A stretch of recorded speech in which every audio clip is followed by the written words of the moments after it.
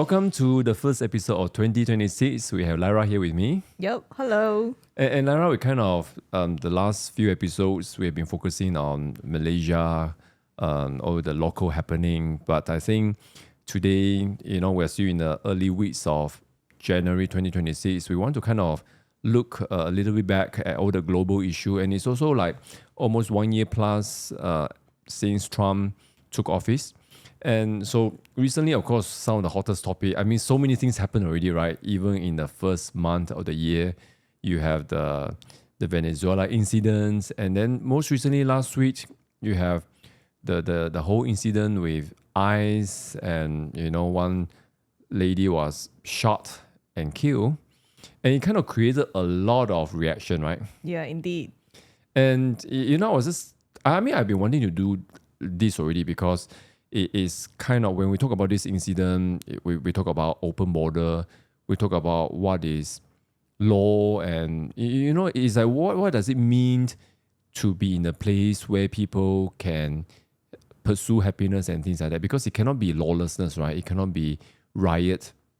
And we kind of talk a lot, I think, during the COVID era about how Black Lives Matters, BLM, really just you kind of incentivize all this behavior, and people can come out and riot with no repercussion and things like that. And remember when during Trump's first term in office, he used a phrase, right?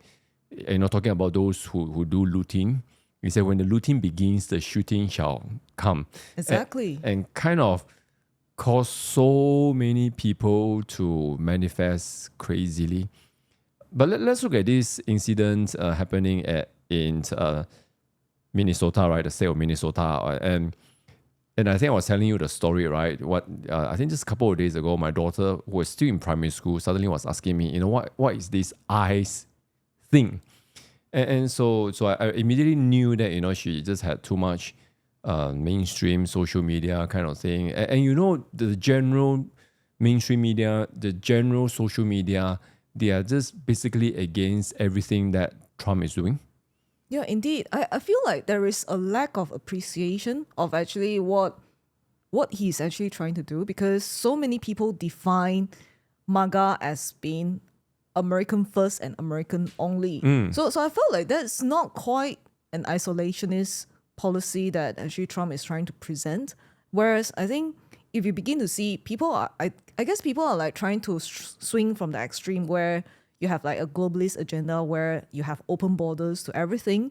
You share your backyard with anyone and everyone, to the place where, okay, no thank you, you're not welcome to my home, you're not welcome to my turf. So therefore it's like they become very isolationist. But then again, you begin to think, you also see some people like Tucker Carlson, you think he's like, okay, maybe just isolationist, but then he's also becoming very, very friendly with the Qatari money. So when you begin to trace money where it goes, then that's when you begin to see, hey, what's the intention behind this whole thing? So I felt like Trump is actually trying to present to the world what actually it means to be making America great again. And he actually defined it by saying that no matter what, I'll put American interests first. And even if that means I will go into your country because you have threatened the national interest of my country, the national security issues, and I'm going to do that. Like he did that with Iranian bombing, and now with Venezuela, Maduro's captured.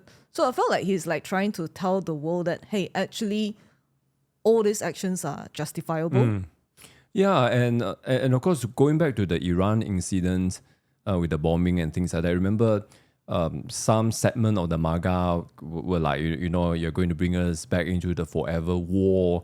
And that's what George W. Bush did with Iraq. And then later on, of course, Obama also involved with Afghanistan and things like that.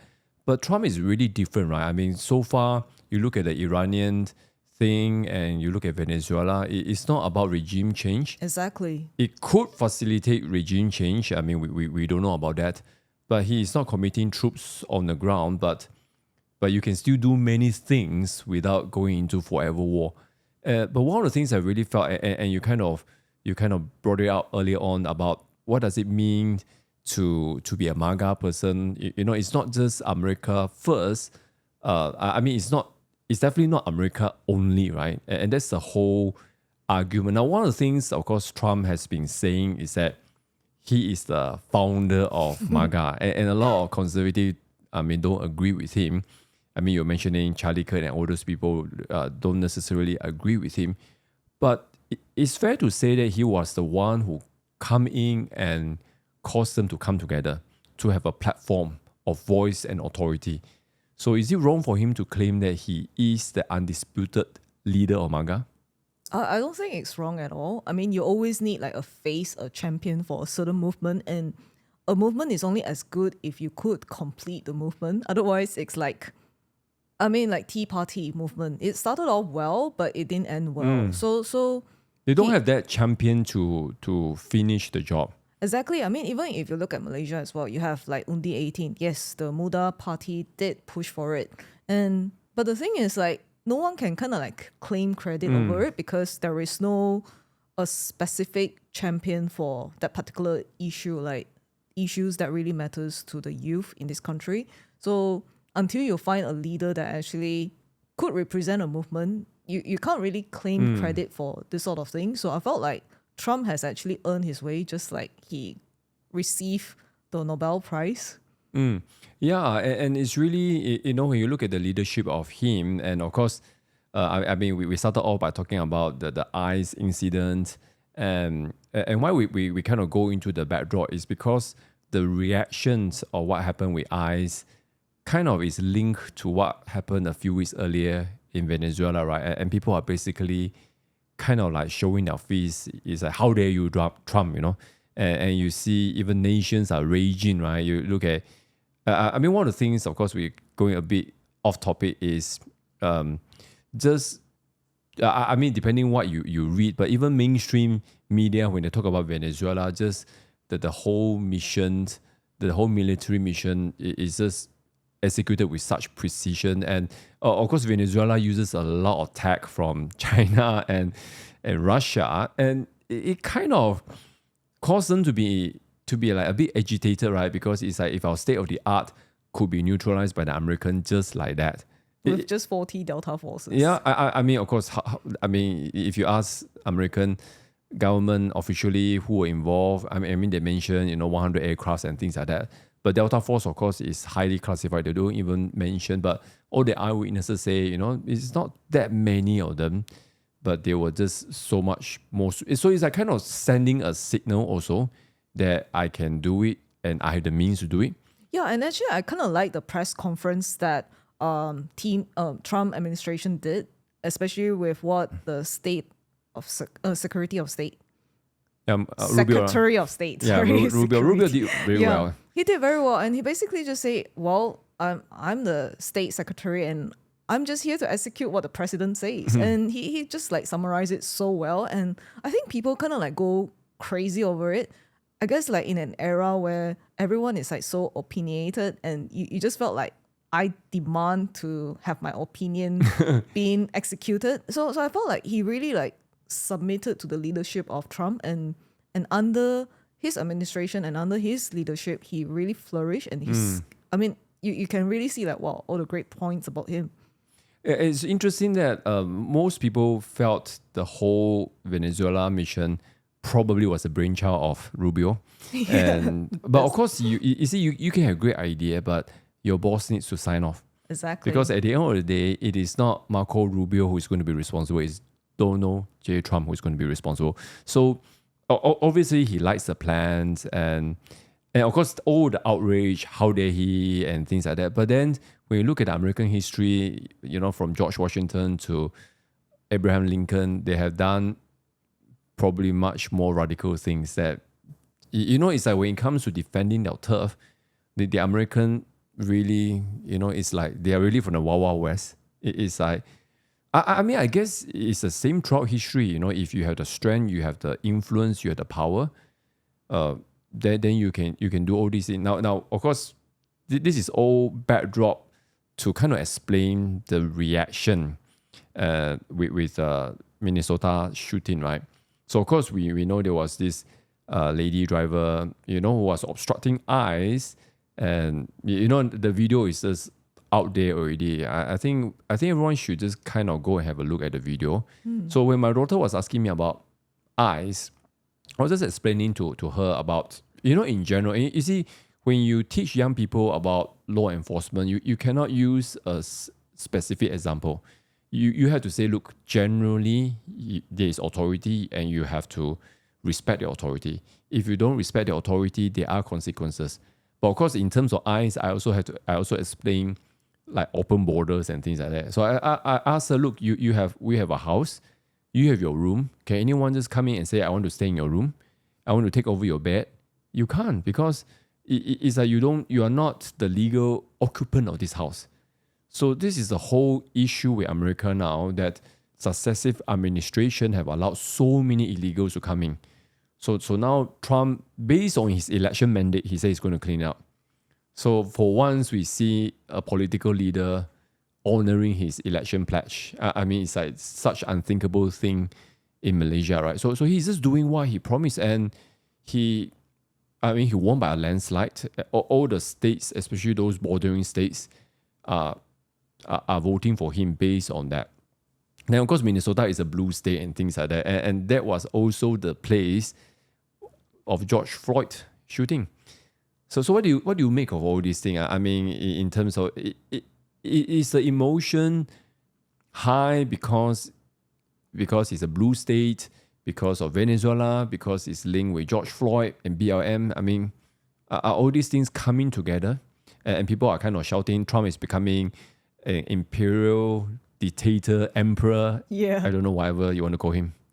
Yeah, I mean, I guess it's kind of like the blue state, the Democrats, they will be saying like how Tim Walz was saying that we are actually an island of decency and a country being driven towards cruelty. I think when you kind of like say things like this and you begin to, I can't help but think of the incident where Trump was almost being assassinated, is because like there's so much negative words that were actually painted about him by saying that he's a fascist and he's like a dictator and things are gonna just get worse and worse under his leadership. And then you begin to train people to have the sort of mindset that, hey, I need to assassinate him for the greater good. So I felt like there is a lot of this sort of brainwashing that is actually going on in the social media. And if we're really, really not careful, we become very susceptible to this sort of crazy ideas. I mean, people don't begin to think that actually we need to honor the law. And when you have a law and you don't abide by it, you become a lawless nation. And that definitely is not something that we want. So with that, I do feel like, because I think especially with the BLM, it's like it's a learning curve for the state itself, and where people are just, I guess like maybe there's a certain trauma that was undealt with, and it became such a national sensation that people were like just, okay. Is it a political correctness spirit? I felt there is that portion there, because it almost felt like, hey, if I'm black and if I don't support this movement, I'm like a racist. I felt like there is that sort of underlying, until people were able to come to their senses. Hey, actually, like Antifa, they all leverage on this whole thing and make tons of money off this whole thing. Just like Planned Parenthood, people thought it's a great idea until they begin to think, hey, there's like illegal organ harvesting from the babies that are being aborted. So I felt like people, when you don't like do a bit more research, and you really can just let your mind go crazy and just be like run over by all these crazy ideas. So I felt like there is that state that is going through a healing stage, and then suddenly this sort of incident happened again, and it's something that is really close to them, I felt. So that's why there's like a lot of manifestation that is happening. And I guess people just have to come to that place of realizing that, hey, if we take a step back, are we actually reacting to this whole thing, or actually are we not being sensible here, and actually we are having to rise up to protect our own border, our own security? It's very interesting. You talk about how mainstream media continue to tell the lies, but of course, I think one of the difference in 2026 is that people don't necessarily buy this kind of BLM bullshit anymore. So it's a lot harder for the left to manufacture, but a lot of people are still blinded by this. I want friend that I've not kept in touch for a long time in Australia, and I just saw in his social media he was posting the name of the ICE officer and say this guy is a murderer. And I'm like, you know, you're in Australia, and Australia has one of the most secure border policy in the whole world. Do you even know what's happening in America? You know, it's like it's like people are just. I mean, I think Trump used the word previously, invasion, right? So it is. I don't know how to put it. They are trying, but do you feel like maybe the trend is a bit different now, and people can start to see a bit more like different point of view? Now, one of the reasons, of course, we go into a lot of discussion on America because we find that in Malaysia, people generally are not very well informed. Yeah, I mean, you just talk about the PMX Twitter post. He was just saying, especially with the Maduro's capture, and he was like, I condemn this whole thing. And, and it's like international law. No, but the thing is, like, he say you are extracting someone who is legitimately put in place through a legitimate election. But hello, he won. He literally usurped the whole position by illegally. Yeah, when Rubio did so Rubio did very well in his press conference, and the first thing he said was, "Look, we don't recognize him as president. He is just, as far as we're concerned, he's just a private citizen."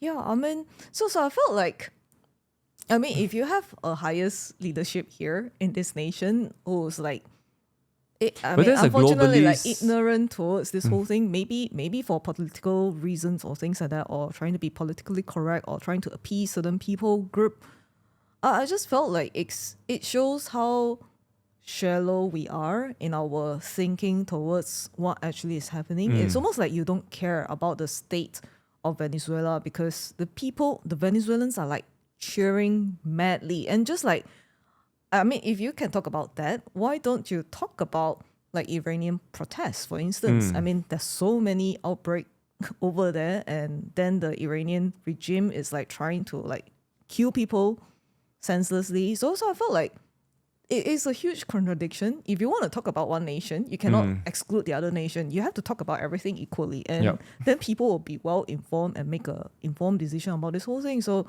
I felt like this whole ICE incident, I mean, the emotion that ties to it actually really, really started off with like, oh, how can you capture? Can I think just go kind into of Venezuela? kick off from the Maduro episode, and people kind of like look at Trump with a different point. I mean, he already has been triggering the whole world for 1 year already with tariff, and then of course the other topic was Greenland, right?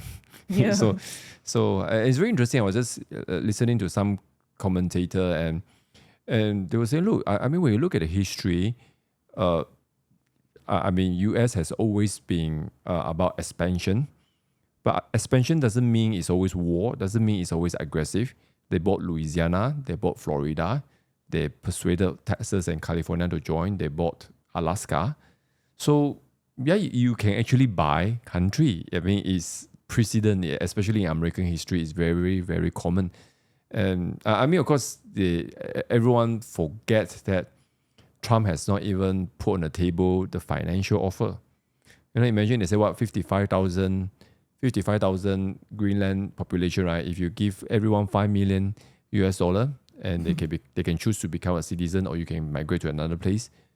Hey, I think 90% will take it.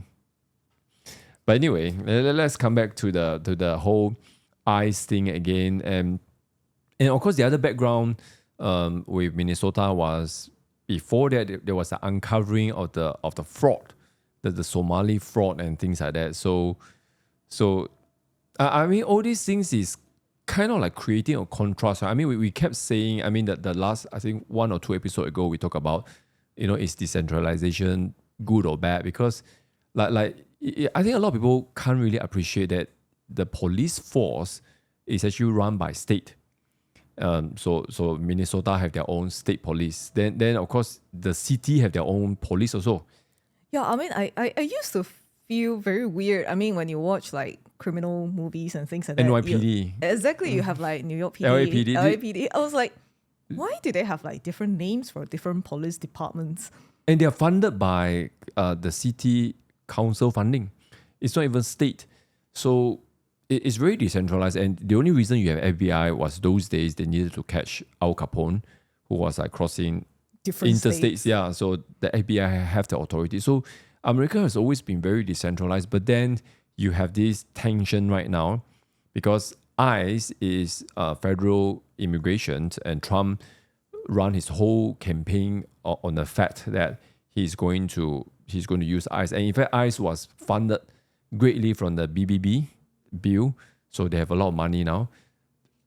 But on the other hand, you still have the local Minnesota police. So I think one of the news article we saw was that Minnesota, I think the government was telling the police not to assist, not to assist the ICE, right? So they were rioters throwing stuff and then using bats want to smash the ICE, and the local police just do nothing. So that's where Christine Norm, Secretary of Homeland Department, was talking to President Trump and asked him whether he wants to use Insurrection Act. Insurrection Act, basically, in America, you cannot have the National Guard, you cannot have military in American domestic soil unless unless the president invoke Insurrection Act. So the last time it was done was George H.W. Bush, not even the son, the father, 1991 or 1992 in California. Wow. So if you do that, you can actually send military because you're saying that the violence has reached like terrorist kind of level. So he has been threatening that, and he has been threatening the cut of federal funding. And then at the same time, remember, he just said he's going to pause immigration to 75 nations. And I think the criteria they use is if the migrants are likely to require social support. So Malaysia, fortunately, not there, but I saw Southeast Asia, Thailand, Cambodia are there. So he is doing what he pledged to do in election, right? And people are not, the losers of the election are not happy. So what do you think of all these things? Is it just a flashpoint? People talk about civil war and things like that. But I guess if you want decentralization, you want, like we kept saying PMO has so much power, but when the central, look at Madani. Madani is a weaker government compared to Barisan Nasional. You agree, right? Even compared to a lesser Barisan Nasional like Najib's Barisan Nasional. Yep. So, yeah, a lot of things cannot be done. And when you do certain things, you have to look at the face of UMNO, you have to look at the face of GPS, you have to look at the face of GRS. And we talked about it so many times last year. But at the same time, the Prime Minister, the PMO, is not like Mahathir Ruan anymore, right? No. I guess it's a good thing. Yeah, I think it's a good thing. Yeah, but it's just like I guess it's a concept so foreign to us that we were like unsure what will happen. We want to be ruled by people. We want to be ruled by someone. We want the government to tell us what to do. I guess it's like we're so used to that we can't get out of that. Unless you're willing to have a paradigm shift. So it's not easy, I guess. It's like when things get tough, like your own philosophy and mindset will actually begin to be challenged by this whole thing. So I felt like so that's why I think it's interesting that we're kind of like looking at America as a case study, because you begin to see, hey, like how decentralization can work, and actually what are the benefits versus too much federal power. So over here, no doubt, it's like too much federal power. Even with a weaker Madani government, it's still a lot very of concentration, big government, right? Yeah, concentration of power in the federal government itself. But then you begin to see America, and it's like such a huge contrast that I guess it's like we can't really begin to brain this whole thing. Yeah, and of course, I think with the focus on America because of Trump personality, because of Trump derangement syndrome, I really felt, and I think we're going to close with this point already, which is the way Trump behaves, the way he affects globalization, it really become a model which, some nations can begin to copy. Because I think one economist was saying that 2025 is without a doubt the year of post-globalization, because you have a lot of all those multilateral deals all collapse, and Trump just prefer bilateral. And he did that, many deal bilateral, and he did so many unconventional things like in Middle East, things people say cannot work. Tariff is working. Inflation is at all-time low. Not all-time low. I mean, compared to the last couple of years in US, look at gasoline, and Trump campaign on energy independence.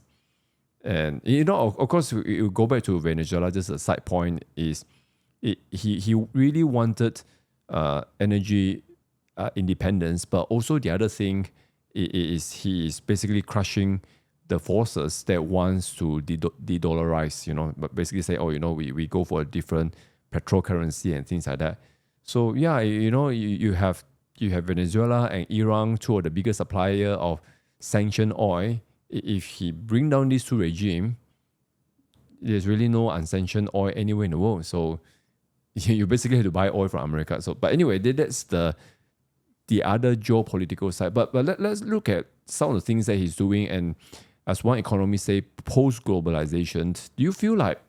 I mean, of course, we kind of we look at the model because we feel, of course, our country is never going to fully emulate. The foundation is not the same as America. We don't have that kind of self-determination level, but there are certain things that people can look and say, hey, wow, certain things that Trump is doing make sense.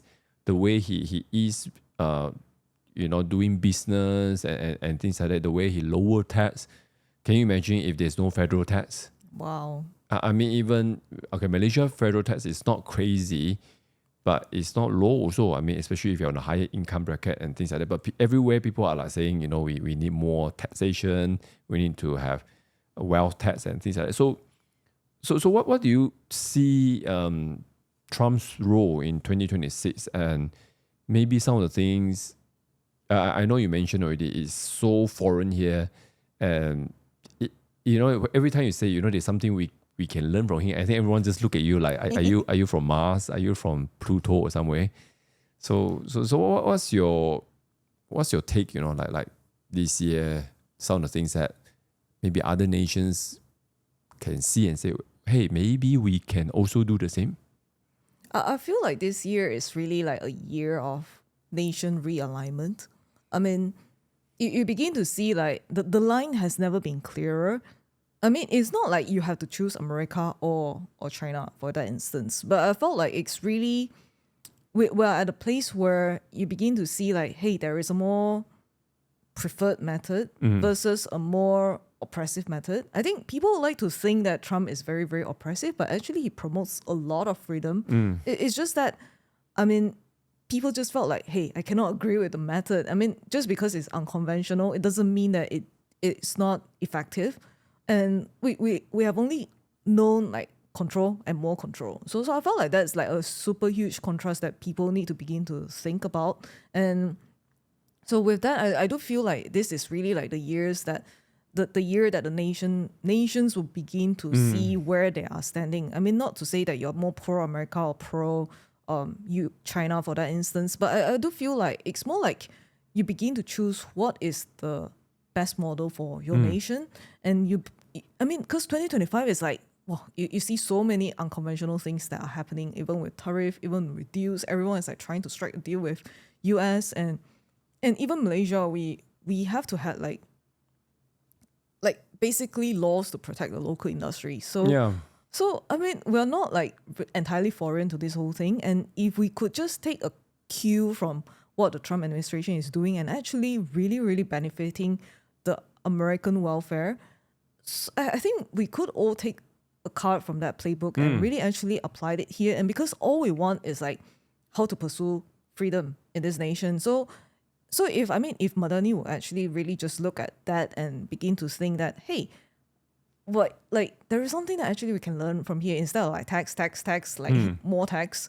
So we can actually do it the other way around, and actually you're encouraging more foreign investment here in Malaysia, and that could actually really, really be benefiting to the nation. So I felt like Trump is gonna really, really show even more policies that demonstrate peace through strength. And I think people can't comprehend because he does so well domestically, and then when his foreign policy is also showing American first. I mean, like literally making America great again. I think people can't really like brain it because it felt like invasion, but it's actually not invasion. It is more like just intervention so that my rights are being protected. So and at the end, it's like he doesn't want more wars. So he does it in a way that is like it strikes a great deal between nations. So even Middle East are like applauding this whole movement, and I mean even with Iranian protests and everything, I mean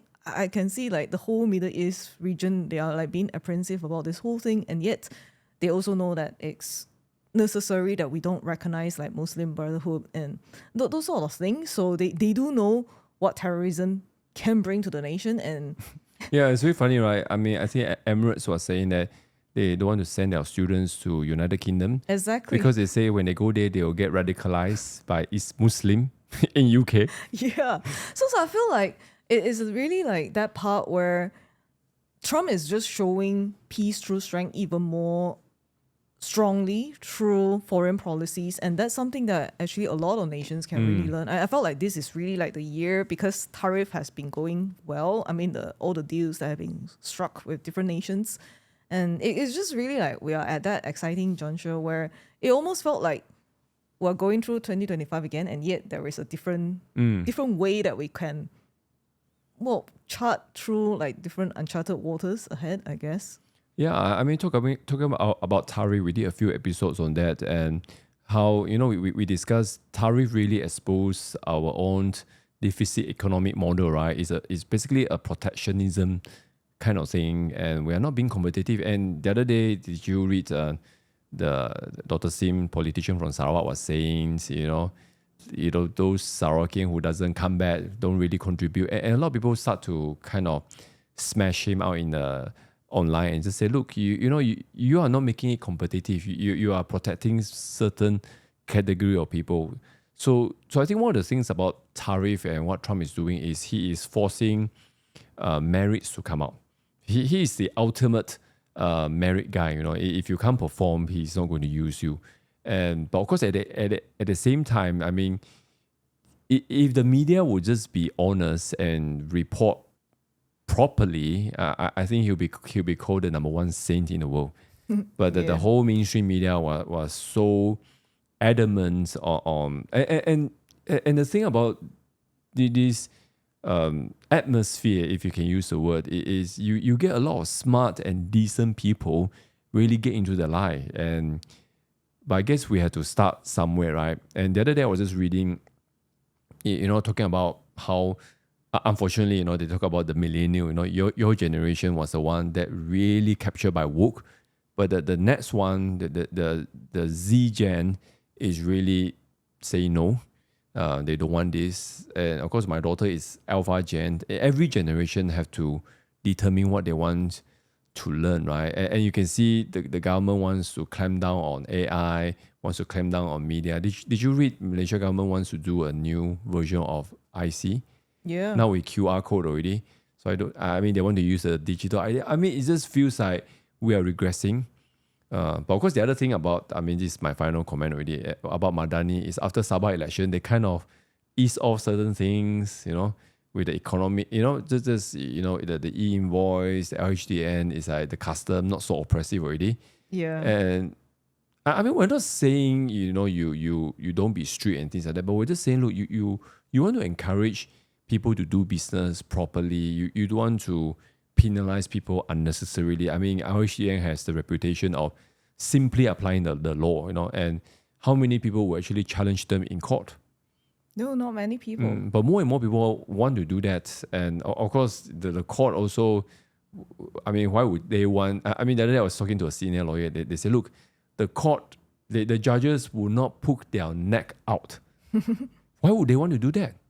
So, yeah, I mean, to say you want to depend on relief from the court system, I think... Okay, I don't want to discourage people by saying that it's la land and unrealistic, but what can a few judges do, right? It's really the people at the end of the day have to take ownership and say, we want something different. Yeah, I agree. I mean, just like the British people, they are like literally pushing back on the digital ID implementation now that like Keir Starmer's administration will have to like, okay, sorry, we have to do like a U-turn on digital ID. So are they kind of like putting a pause? Yeah, I think so. I mean, so it's like these sort of things are not widely reported like in Malaysia. So I felt like if people know just how powerful their voices are and how much action that it means to the government, we could actually like stop all this sort of nonsense implementation and actually have freedom for once. So in the end, I think the lesson is our voice matters, and even if you think nobody is listening, but if you make sufficient noise and you can influence people around you and say, look, this is not a great idea. Why is it not a great idea? I mean, like just a very simple question from my daughter talking about eyes. So I mean, very, very interesting that after I explain everything, then her final comment to me is, I still don't like Trump. So then obviously you know that the media, the mainstream media is just generally, as long as it involves Trump, it's going to be very negative. So the media has lost all credibility and objectivity, but I mean, we can only hope that people will learn to differentiate and see the truth for themselves. Anyway, I think that's all the time we have for today. So kind of like a somewhat random episode. But anyway, we'll be back maybe with more local reporting again. So until next time, bye-bye for now. Bye bye.